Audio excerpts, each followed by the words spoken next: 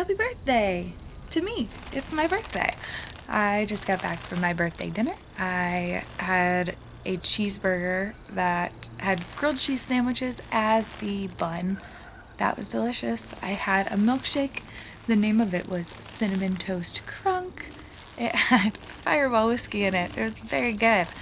But today I wanted, dang, I just be kicking stuff, to talk about 5 things that I thought were really interesting from the Mars Argo lawsuit.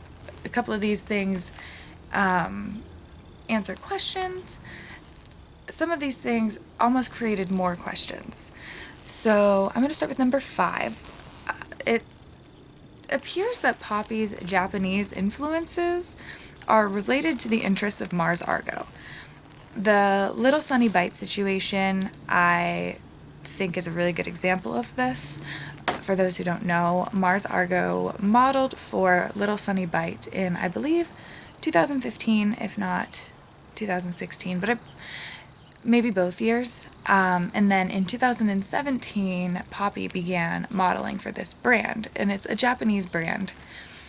And a lot of people were saying that Mars is friends with the owner of the brand. And so a lot of people were saying, well, why would her friend do that? Maybe, she's closer to the Poppy project than a lot of people thought.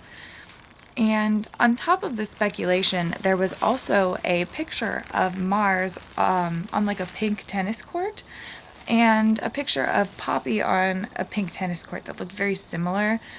And this led a lot of people to think that Mars and Poppy were in Japan together, like just hanging out in Japan, hanging out with Little Sunny Bite. But then we also have the fact that Mars was attending a Japanese language school, and Titanic and Poppy enrolled in the same school, forcing Mars to disenroll herself from this Japanese language school. So, to me, it seems that a lot of the main things that have allowed Poppy to even call herself Japanese influenced or Japanese supported. I know Titanic was called out for cultural appropriation at one point, and he just went on this tirade about how everyone in Japan loves him and all this. So it seems like a lot of these Japanese connections are related to things that Mars Argo has done or things that she has shown interest in. So number 4, the Everybody Wants It All video. A lot of people weren't sure what to think about that. Some people thought that it was basically Mars Argo saying goodbye to the fandom, that it was a video that was showing like a metaphorical death of Mars Argo so that Poppy could be reborn. And then Poppy's Oh No video made people think that even further, because there were 2 Poppies. One began bleeding out of the mouth and Poppy said oh no a bunch of times. So yeah, a lot of people weren't really sure what was going on with the Everybody Wants It All video. And we found out that it was a private video. It was filmed in 2013, and that Mars was pretty distressed by the release of it.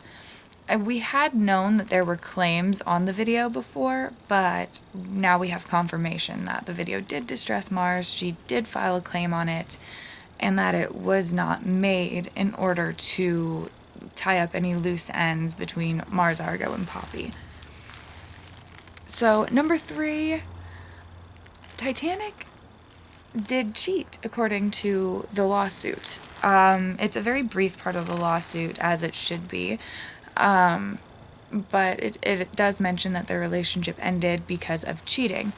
Now, we have had access to some emails or some other such electronic communication that was supposedly between Titanic and Mars for a year, maybe 2 now, where Titanic is saying to Mars, basically what it seems like is trying to convince her to come back to the project and to keep making music with him.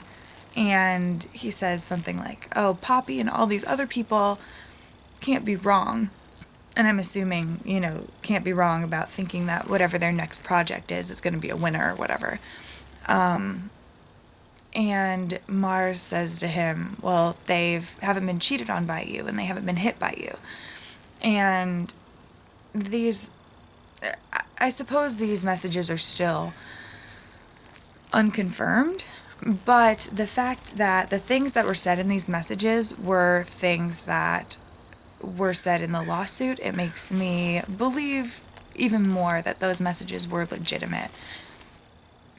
So Titanic did assault Mars. There was even a lot of talk before those messages were released. A lot of people thought that there was something really sinister going on between Titanic and Mars. And according to the lawsuit, that was exactly what was going on. There was emotional abuse, and in the end, there was an assault. And this backs up what the leaked emails say. And really, it just makes sense, knowing what we know. Oh, somebody's listening to music. Anyways, so the last Poppy and Mars met in person. I think most people were able to just assume this because of the timeline they were using. The video didn't come out until like late 2014, early 2015, and Titanic and Poppy had already kind of met around that time. So I'd always assumed that Poppy and Mars had met.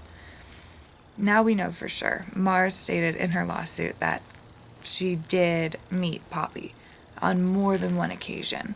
It's very strange to imagine them two in the same room. Happened before, and it's gonna happen again, because we've got a lawsuit coming.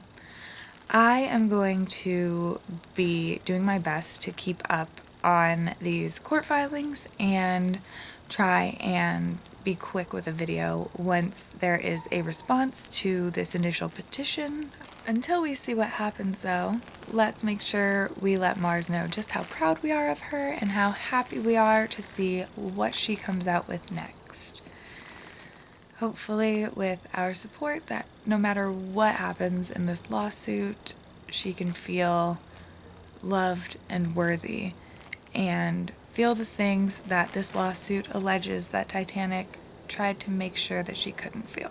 So that's all I have for today. I have a couple of other ideas of things that I want to talk about, but for now, I am gonna go make some more birthday plans. Probably gonna do some karaoke tonight.